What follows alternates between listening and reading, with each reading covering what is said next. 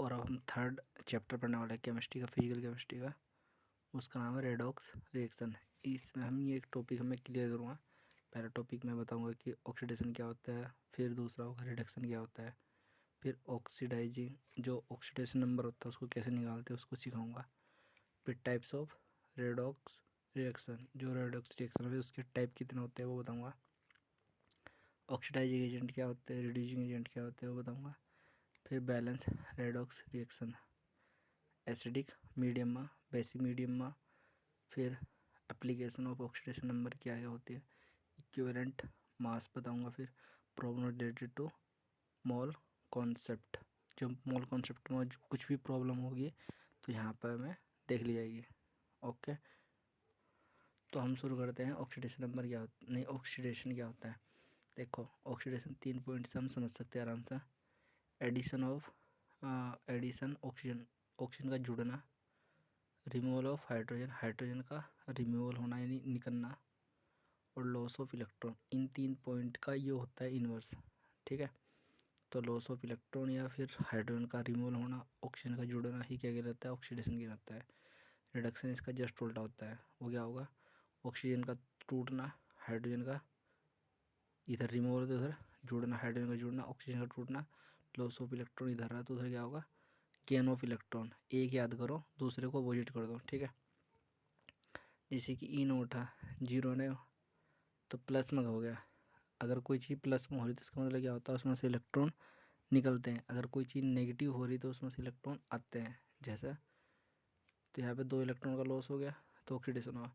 यहाँ पे Fe2+ है तो Fe3+ में चलेगा ना, तो प्लस तो यहाँ 2 था, यहाँ कितना प्लस 3 आ गया, तो यहाँ से इलेक्ट्रॉन निकले। यहाँ पे क्या होगा, -3 है, -3 से कितना पहुँच गया, -1।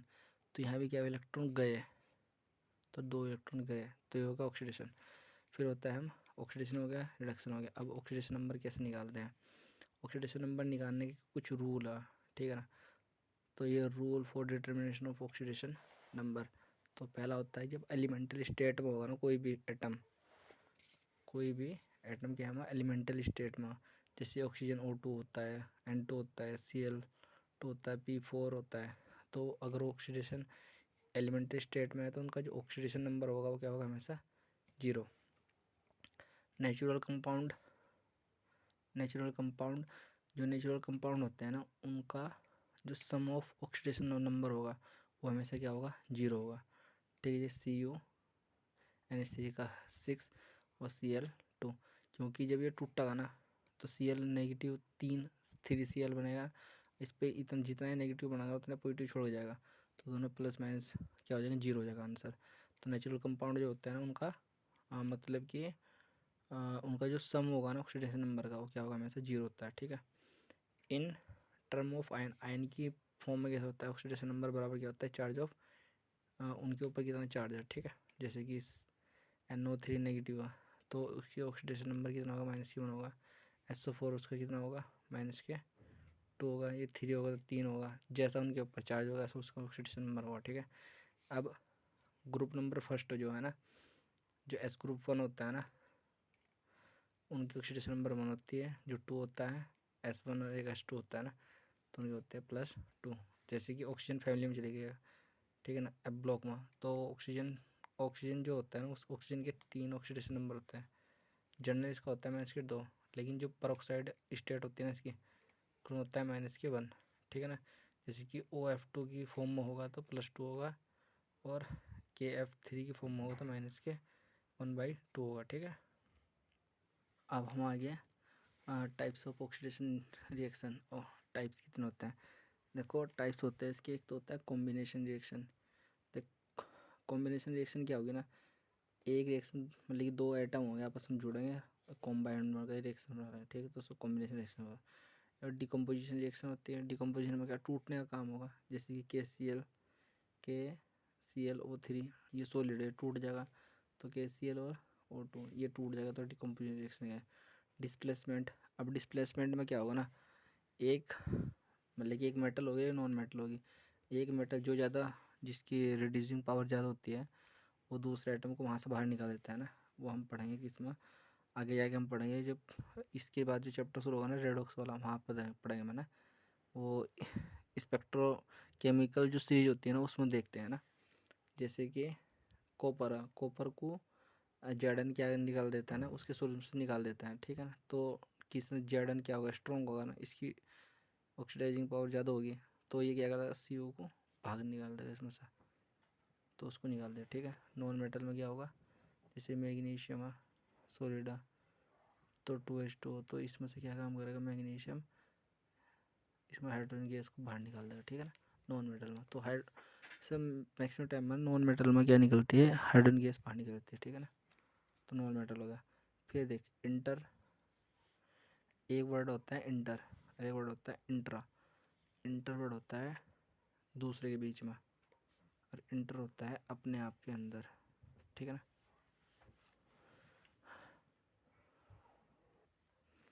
अब देख जैसे कि इंटरमोलिकुलर रेडॉक्स रिएक्शन जो होती है ना, वो the oxidation and reduction take place separately in the compound. इसमें अलग होगा, इसमें बिल्कुल अलग होगा, सेपरेटली होगा, अलग अलग।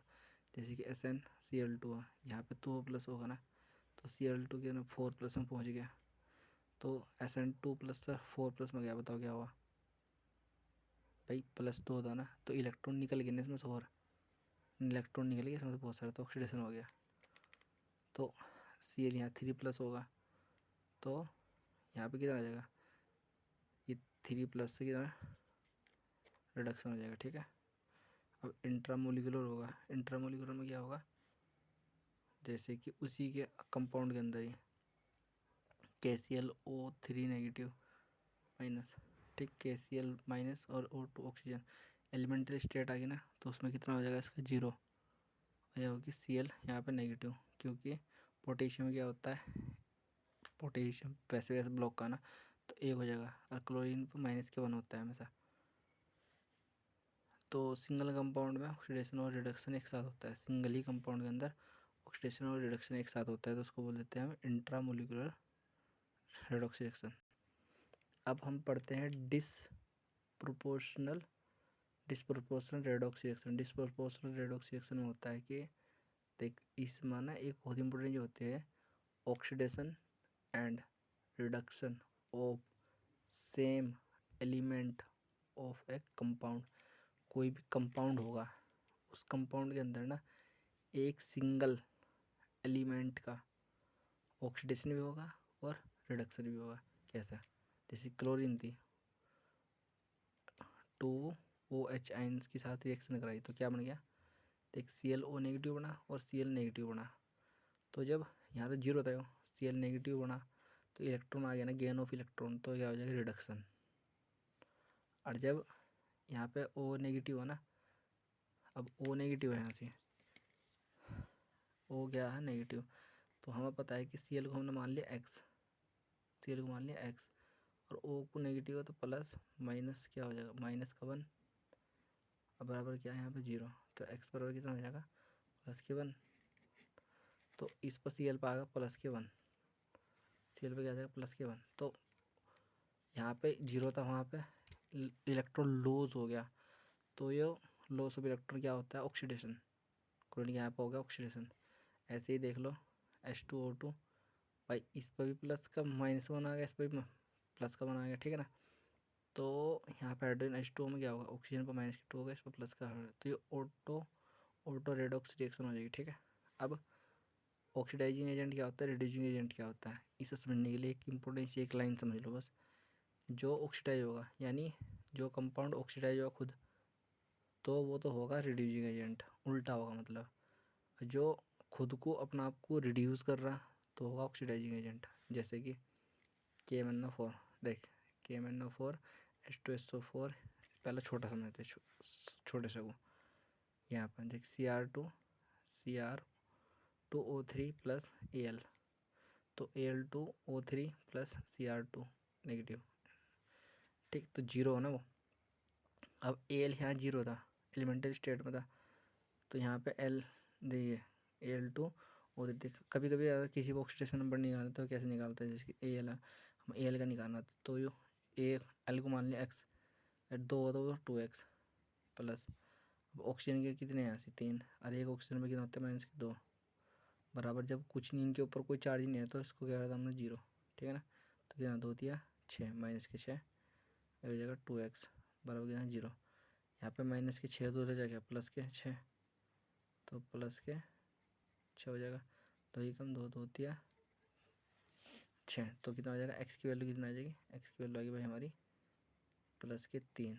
तो इस पर हाइड्रोजन में एल्युमिनियम में कितना +3, तो एल्युमिनियम यहाँ पे +3 हो गया था, यानी 0 था 3 हो गया, तो इलेक्ट्रॉन लॉस हो गया।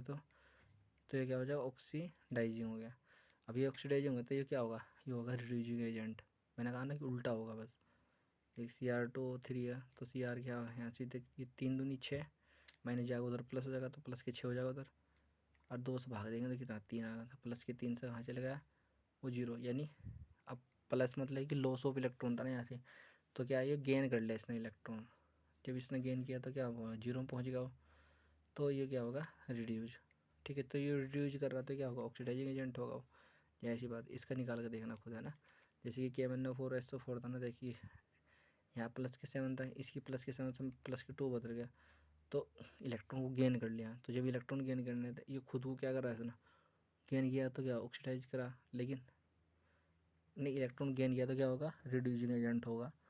और जब इलेक्ट्रॉन खुद को गेन किया रिड्यूसिंग एजेंट मतलब कि रिड्यूज हुआ, खुद को क्या किया रिड्यूज, तो क्या होगा ऑक्सीडाइजिंग एजेंट होगा, ठीक है ना। इस तरीके से होगा।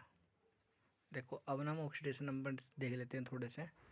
तो यहाँ पे ना जैसे कि Br3O8 ये 19 में आता है ना, तो पूछा गया था कि इसका स्ट्रक्चर सही है नहीं है, इस तरीके से क्वेश्चन आया था। तो ये है Br, इस तरीके से स्ट्रक्चर आएगा।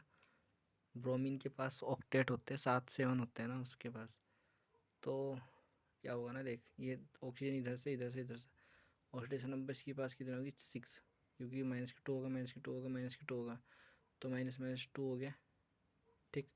तो 2 और 2 4 2 6, ये इसके पास क्या +6 होगा इसके ऑक्सीडेशन नंबर, ये -2 तो -2 -4 होगी, इसके पास +4 होगी, अपोजिट होगी ना तभी तो न्यूट्रल करेगा वो। और आपस में इनके बीच में जब आपस में एलिमेंटल स्टेट होते हैं उसमें 0 होती है ऑक्सीडेशन नंबर, ठीक है ना। बस केवल एक को छोड़ेगा, वो होता है पेरोक्साइड, एक्सेप्ट पेरोक्साइड इफेक्ट। ये पेरोक्साइड में -1 होती है, नहीं तो और सब में क्या होती है एलिमेंटल स्टेट में, मतलब कि एटम में ना, जैसे कि अगर पास पास में सेम एटम है ना, तो उनकी ऑक्सीडेशन नंबर हमेशा 0 होती है, पेरोक्साइड को छोड़कर ओनली, ठीक है। अब जैसे कि दे रखा है कि यहाँ से K2Cr2O7, इसमें Cr की निकालनी, देखिए इसमें 7 दूनी 14 होगा, और ये 2, ये -14 होगा, और ये +2 होगा, तो -14 में 2 गए तो कितना बचा 12 बचा। अब इसके 2 हुए हैं तो 2 से 12 को भाग दे तो कितना 6, तो देख के भी निकाल सकते हैं हम इसकी आराम से, है ना। एक ये इम्पोर्टेंट है, बटरफ्लाई स्ट्रक्चर बनता है इसमें CrO5 में क्या होता है, इसकी ऑक्सीडेशन नंबर कितनी होगी, अगर हम वैसे निकालेंगे तो 10 बनाएंगे, अब 10 नहीं होती ना इसकी। अब इसका बटरफ्लाई स्ट्रक्चर बनता है, देखो कैसे बनता है। Cr को बीच में लिखना, एक ऑक्सीजन इधर एक ऑक्सीजन इधर, एक यहाँ पर एक यहाँ पर एक ऊपर, ठीक है ना। तो इस तरह बटरफ्लाई स्ट्रक्चर बोलते हैं इसको हम। तो -2 -2 -2 तो कितना होगा, नहीं 2 नहीं -1, ये -1 है -1 है -1 है -1 है, फिर ऊपर क्या -2, तो 2 और 1 3 4 5 और 1 6, इसकी +6 होती है ना ऑक्सीडेशन नंबर। वैसा हम अगर करेंगे तो 10 आएगी, लेकिन वैसे कितनी होती है इसकी -6 सॉरी। देखो ऐसे ही समझ रखा है Na2SO4O6, देखिए N एक हाइड्रोजन इधर, एक सोडियम इधर एक सोडियम इधर, एक ऑक्सीजन यहाँ से एक यहाँ से ऊपर एक यहाँ पे, 3 इसके पास हो जाएगी 3 यहाँ से हो जाएगी, और एक कंटिन्यू लगा दो एक दूसरा। तो यहाँ पे दिख रहा ना कि बीच में क्या हो 0 0, यानी मतलब कि जब एक के बराबर एक हो तो 0 होगी उसकी ऑक्सीडेशन नंबर, ठीक है ना। तो अब देख लो तुम क्या होगा भाई, ये 2 होगा -2, ये -2 होगा नीचे, ये इधर ऑक्सीजन पर -1 है, क्योंकि +1 इधर जाएगा ना, तो कितना आ जाएगी ऑक्सीडेशन नंबर 5 जाएगी, क्योंकि 2 इधर 2 इधर 2 4, और एक आएगी ऑक्सीजन के पास, तो 5, तो 5 ऑक्सीडेशन नंबर इसकी होगी 5 इसकी होगी, है ना। इस तरीके से हम निकाल सकते हैं उसको, ठीक है।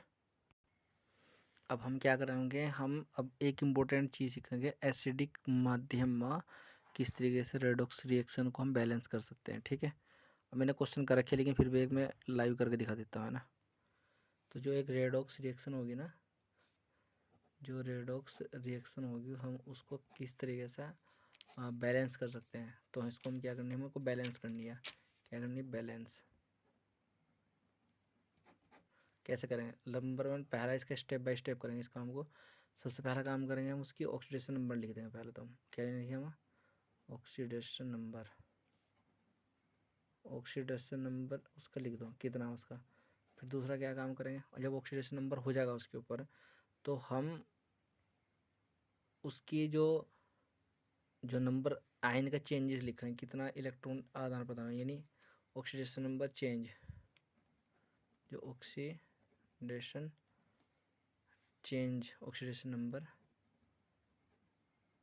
चेंज कितना हो रहा है ना। ठीक, जब चेंज हो जाएगा तो चेंज करने के बाद उस पर फिर हम क्रॉस मल्टीप्लिकेशन कर देंगे। क्या करेंगे, क्रॉस मल्टीप्लिकेशन, मल्टीप्लिकेशन। ठीक है ना, तो मल्टीप्लिकेशन करते हैं, क्रॉस मल्टीप्लिकेशन। अब देखते हैं कैसे करते हैं। तो हम एक छोटा सा क्वेश्चन ले लेते हैं। क्वेश्चन कैसा होता है, तो जैसे कि Cr2O7 2 negative plus Fe2 plus, इसके बाद क्या बनता है, Cr2 Cr प्लस Fe, ये बनता है यहाँ 3 प्लस, ये होता है यहाँ पे 2 प्लस। अब देखते हैं कि हम इसको कैसा बैलेंस करेंगे। पहले तो हम सिंपल सा बैलेंस करना, हम ऑक्सीडेशन नंबर हम लिख लो कि भाई आयरन पे कितनी ऑक्सीडेशन नंबर है। देख 7 दूनी कितना होगा 14, 14 ये माइनस के दोनों, 14 में 2 गए तो 12, तो कितना आ जाएगी इसकी ऑक्सीडेशन नंबर आ जाएगी 6। तो हमारा पहला काम क्या है, इसका ऑक्सीडेशन नंबर लिखना है। Cr2 कितना आ जाएगी प्लस के 6, लिख लिया हम ना, Fe2 प्लस। ठीक है, ठीक, तो ये हो जाएगा Cr2 प्लस Fe3 प्लस। देख यहाँ से Cr, यहाँ से कितना, यहाँ से Cr में कितना चेंज है, यहाँ ऊपर देखना प्लस कितने, प्लस 6 में से प्लस 2 कितने का चेंज है, 4 का चेंज है। अभी 4 का चेंज आया 1 के लिए, ये कितने यहाँ से 2 से गुणा कर दो। ठीक है, अब आयरन, आयरन यहाँ से कितना है भाई, आयरन कितना है यहाँ से 1 है, मतलब कि आयरन क्या है 2 प्लस तो यहाँ 3 प्लस, कितना चेंज है 1 का, कितना चेंज है 1 का चेंज है यहाँ से। ठीक है, ये यहाँ पर 3 प्लस है यार, थोड़ा मिस्टेक होगी हल्की से, तो हम सोचे आंसर तो फिर आने का ही नहीं इस तरह। तो ये 3 का चेंज है, 6 से 3 में गया तो 3 का चेंज है, तो 3 दूनी 6। ठीक है, थोड़ा मिस्टेक होगी, सही कर लेना। तो यहाँ पे क्या हुआ था कि, तो यहाँ पे कितना चेंज आ गया हमारे, यहाँ से आ गया तो 6 का चेंज आ गया। अगर आयरन से किसमें गया था, यहाँ पे कितना है हमारा 1 का चेंज ही आ गया केवल। तो क्रॉस मल्टीप्लाई, मैंने बोलता ना क्रॉस मल्टीप्लाई करनी है, तो क्रॉस किस किस के बीच में करेंगे, क्योंकि ये जो चेंज आया ना 6 चेंज आया, ये क्रोमियम की चेंज उसमें आया चेंज, तो इस 6 की गुणा करेंगे इसके साथ, जो इसके साथ जो चेंज आया था उसकी गुणा करेंगे इसके साथ, तो क्रॉस होगा इधर उधर, जितना इसने इसको चेंज किया वो इसके साथ, और जो जितना इसको इधर चेंज मिला वो उसके साथ, तो कितना आ जाएगा। तो जाहिर सी बात है कि इसका चेंज तो एक ही हुआ ना 1। अरे ऑक्सीडेशन नंबर हट जाए फिर वहाँ से, जो फॉर्मूला दे रखी वो तो चलती रहेगी ना। तो 1 हो गया, वो कितना है यहाँ पे 6 आ जाएगा, कितना आ जाएगा यहाँ पर 6 आ जाएगा ना, आयरन के लिए 6 आ जाएगा उधर। बस ये दोनों हो गया। अब इसको हम बैलेंस करेंगे। देखो आयरन यहाँ कितने हैं 6 है ना, तो इधर हमें 6 लिख सकते हैं। ठीक है, यहाँ पे क्रोमियम कितने 2 है, क्रोमियम कितने यहाँ पर 2, तो यहाँ पे क्रोमियम हमने लिख दिया 2। ठीक है ना, अब हमारा क्रोमियम भी बराबर हो गया और आयरन बराबर हो गया, तो यहाँ से आयरन बराबर दोनों तरफ है ना। अब हाँ ऑक्सीजन बची केवल, कौन सी बची, क्या बची ऑक्सीजन, तो ऑक्सीजन कितनी इधर 7 है। अगर हम शुरू से भी देखिए यहाँ से ना, यहाँ से देखते हैं कि यहाँ कितना, यानी अगर यहाँ 1 है ना तो 1 की गुणा में 7 ही 7, तो 7 गुना 7, तो 7 गुना 1, तो 1 साथ ही तो आ गया, तो 7 है ना ये, तो 7 की, अब हमें क्या चाहिए, हमें ऑक्सीजन चाहिए 7, तो हम इधरली तरफ इसके अपोजिट साइड में करते हैं ऐड। तो 7H2 कर दो तो 7 तो ऑक्सीजन पूरी होगी ना। हाइड्रोजन कितना होगी इधर, इधर हाइड्रोजन हो गया 7 दूनी 14, तो इधर हम 14 हाइड्रोजन ऐड कर देंगे। और रिएक्शन क्या बन जाएगी फिर हमारी, देख रिएक्शन हमारी क्या बन जाएगी, रिएक्शन बन जाएगी हमारी यहाँ पर, मैं इस रिएक्शन को ऊपर लिख रहा हूँ यहाँ पर, इसमें यहाँ पर मैं इसको लिख देता हूँ, जैसे कि 1 Cr2O7 प्लस यहाँ पे आयरन, ठीक, यहाँ पे प्लस इसमें 14 हाइड्रोजन आयन आ गया ना, यहाँ एसिडिक मीडियम दो, और इधर ये हमारा ये होगा, ये होगा और ये होगा, ठीक है ना। जगह थोड़ी कम है, अगला क्वेश्चन कर लेते हैं, वहाँ पे समझ में आ जाएगा और भी। जैसे कि MnO4 plus Fe2 plus Me2 plus Fe3 plus में गया हो, ठीक। तो यहाँ पे Me जो Mn था ना, जो ऑक्सीजन यहाँ पे कितना मिल जाएगा, 7 आ जाएगा ना उसको ऑक्सीडेशन में यहाँ, क्योंकि ये 4 दूनी 8, एक उधर जाएगा 8, मतलब 7 होगा, तो 7 इसके लिए आ जाएगा, ठीक। तो यहाँ 7 आ, और इधर यहाँ 2 प्लस है, तो 7 से 2 प्लस में कितना चेंज आया, 2 का, जो केवल 1 था तो यहाँ से 1 ही रहेगा, ये कितना हो रहेगा, 1 ही रहेगा।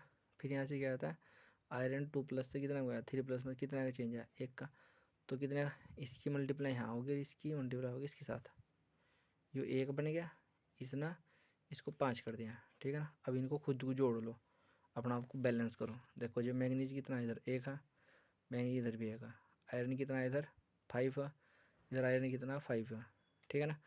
अब ये कंप्लीट हो गया। ऑक्सीजन इधर कितनी है, देखिए यहाँ पर शुरू से भी ध्यान रखना, 4, तो इधर कितने हाइड्रोजन आएंगे, ले H2 आएंगे, 4 ही आएंगे, ठीक है ना। तो लेकिन हाइड्रोजन कितने होंगे 8, तो इधर 8 क्या क्या जोड़ दिया हमने, हाइड्रोजन। तो इस रिएक्शन को हम बैलेंस करके यहाँ पे लिख सकते हैं। अब एक बार हम इसको यहाँ पे जगह है थोड़ी, जैसे कि हम लिख देंगे ऐसे 1 MnO4 minus plus 5 iron 2 plus plus 8 hydrogen, ठीक है ना। तो बैलेंस रिएक्शन हो जाएगी। फिर Mn2 plus 5 iron 3 plus plus 4H2, तो यहाँ 4H2 आया, इधर इधर हाइड्रोजन इतना है। अब जरूरी नहीं कि हम एक और क्वेश्चन कर सकते हैं। अब एक क्वेश्चन ये रहा यहाँ पर, देखिए यहाँ पर लिख रखा Cr2O7 का 2 माइनस प्लस C2O4 का 2 माइनस, ठीक है ना। तो Cr3 प्लस में गया वो CO2 में।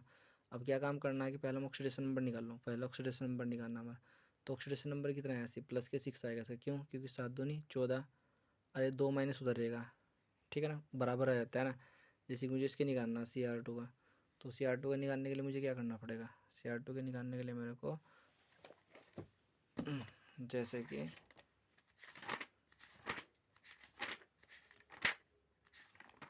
यहाँ पे जैसे कि हम इसके क्या निकालना 2x, इसका हमने 2x मान लिया, प्लस ऑक्सीजन के लिए कितना है, इस ऑक्सीजन के लिए 7 माइनस के 2 होता है, बराबर उधर माइनस के 2, ये जो चार्ज होगा ना वो उधर चल जाएगा। तो 2x माइनस के कितना होगा 14 बराबर 2, तो ये कितना होगा माइनस के 14 प्लस के यहाँ पे 14 चल जाएगा इधर 2x, तो कितना हो जाएगा 12, तो x की वैल्यू कितना आ जाएगी, सॉरी 12 होगा, तो x की वैल्यू कितना आ जाएगी यहाँ पे 6, ठीक है ना। तो इस तरीके से हम निकाल सकते हैं ना। तो इसकी वैल्यू कितना आ जाएगी, प्लस के 6 आ जाएगी, प्लस के 6 हो गए।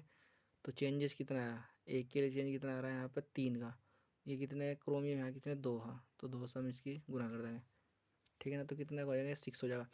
अब ये होगा C2CO4, 4 दूनी 8, उधर जैसे जाएगा 6, तो 3 आ जाएगा ना इसकी वैल्यू।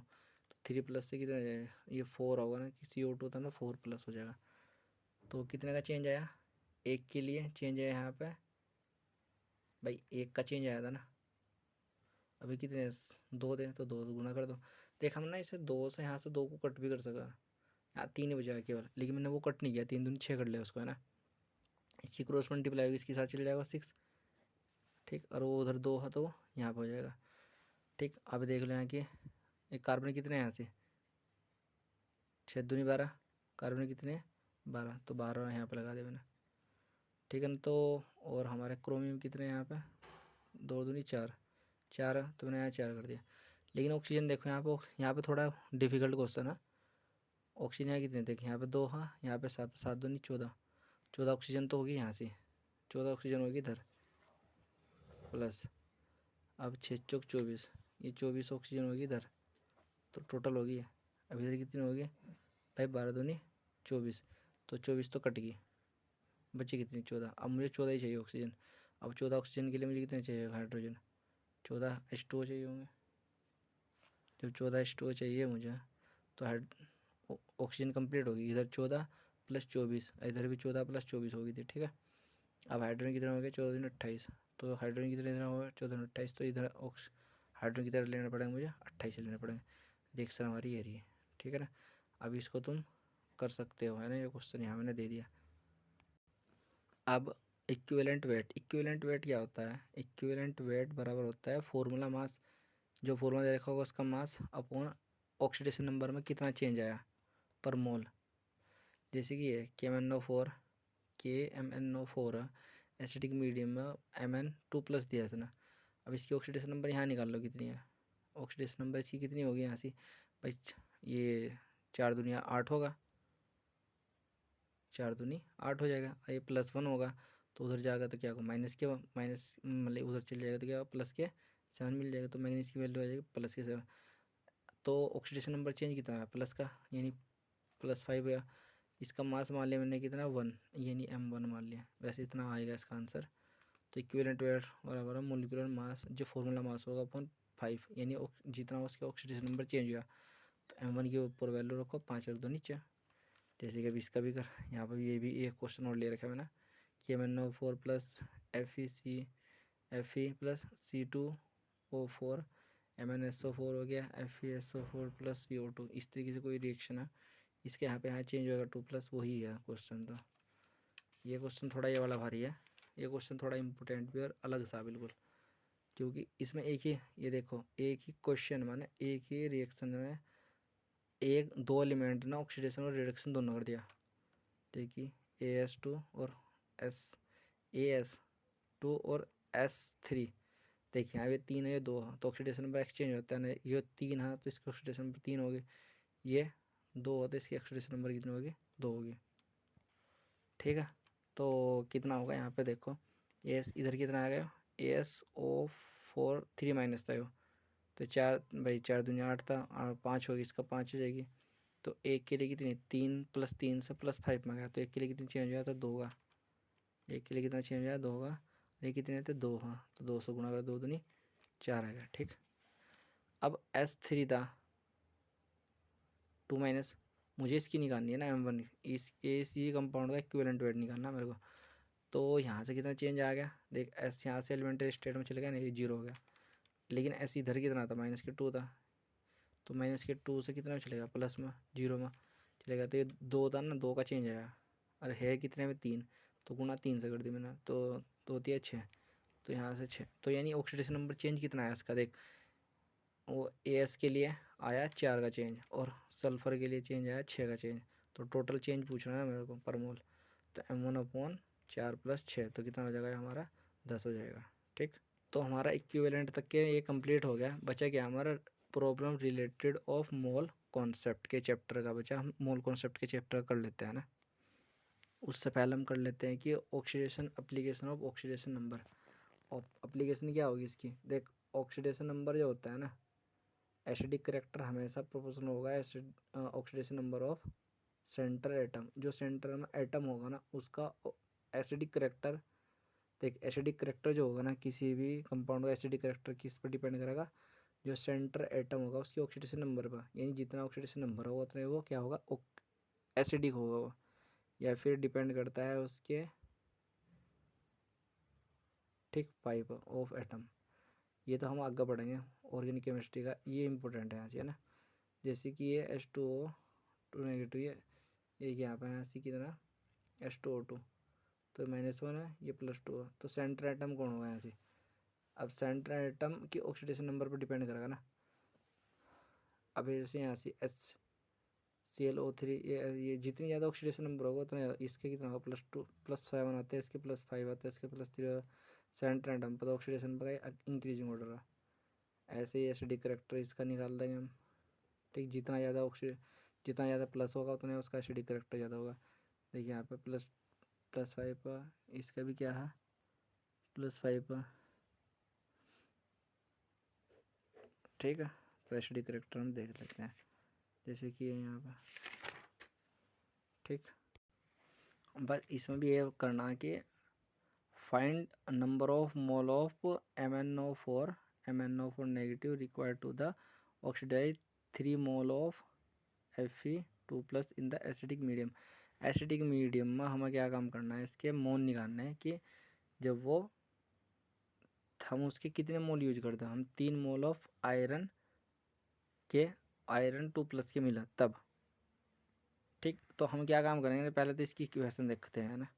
पहले तो हम उसकी इक्वेशन पता होनी चाहिए। इक्वेशन क्या है इसकी, MnO4 negative plus Fe2 positive से क्या बनता है Mn2+ और आयरन 3+ ये होता है, ठीक है ना।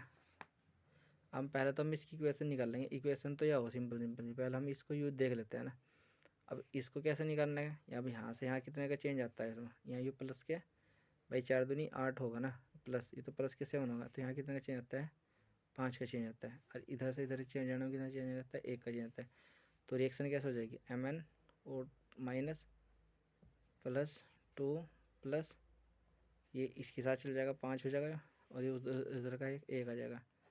तो क्या हो जाएगा Mn2+ ये हो जाएगा Fe3+। अब इसको बैलेंस कर लो, ये 5 है तो ये 5 हो जाएगा, जाहिर सी बात है, ठीक है ना। हम एसिडिक मीडियम में निकाल लेना इसका आंसर, तो देख लेते हैं कितना होगा। अब पहले तो इसको रिएक्शन को बैलेंस करनी पड़ेगी ना।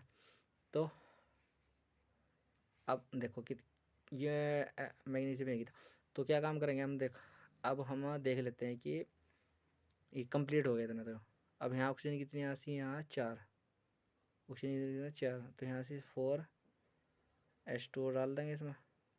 ये कितने हो गए, यहाँ से 8 हो गए, तो इधर हाइड्रोजन कितना आ जाएंगे 8 हाइड्रोजन आ जाएंगे, ठीक है ना। तो अब रिएक्शन क्या बनेगी मेरी, MnO4 negative plus 5 Fe2+, hydrogen कितने हो गए 4+, से क्या बनेगा Mne2+ प्लस 5 Fe3+ और 4H2, ठीक। अब रिएक्शन तो मिली मुझे या। अब देखते हैं कि क्वेश्चन में पूछ रहा क्या हो। क्वेश्चन में पूछा है कि find the number of mole MnO4 negative required to oxidize 3 mole of Fe2+ in the acidic medium, ठीक है। अब हमें पता है कि find of number of mole of MnO4 negative required to oxidize 3 mole of Fe2+ in the acidic medium. अब जाहिर सी बात है कि जब मैंने उसका 1 मोल यूज करा तो वो कितने मोल रिड्यूस कर गया वो, देखिए यहाँ से ना 2+ से कितना हो गया वो 3+ में गया ना, यानी जब 3+ में गया होगा वो तो ऑक्सीडाइज हुआ होगा ना, जाहिर सी बात है। क्योंकि यहाँ पे 2+, यहाँ तो 2 इलेक्ट्रॉन गवाए थे उसने, यहाँ कितने 3 इलेक्ट्रॉन गवाए थे। यानी जब मैंने मैग्नीज 1 यूज किया तो वो कितना ऑक्सीडाइज हुआ 5 मोल, 1 से कितना होया यूज हुआ ऑक्सीडाइज हुआ 5, ठीक है ना। अब उसने ये कहा कि अगर 3 मोल ऑफ Fe2 ऑक्सीडाइज हो जा तो कितने Mn मोल की आवश्यकता होगी। अगर वो कितना हो जाए 3, अगर वो कितना हो जाए, अगर वो 3 हो जाए तो वो कितने की ज़रूरत पड़ेगी इसमें, तो कितने की होगी, x बराबर कितना हो जाएगा, उल्टा कर दो ना, तो कितने की ज़रूरत पड़ेगी 0.6 मोल की, ठीक है ना। 0.6 मोल की आवश्यकता पड़ेगी अगर वो 3 मोल को रिड्यूस करेगा तो। क्योंकि जाहिर सी बात है ना कि 1 से 5 हो रहा ना वो, जब 1 की ज़रूरत हुई तो 5 हुआ वो, और तो जब हम 3 को करेंगे इसका आधा करेंगे तो 0.6 हो जाएगा वो, ठीक है ना, 0.6 आ जाएगा। ये चैप्टर कंप्लीट होता है, हम अगला चैप्टर पढ़ेंगे क्या, उसका नाम होगा इलेक्ट्रोड केमिस्ट्री पढ़ेंगे, ठीक है।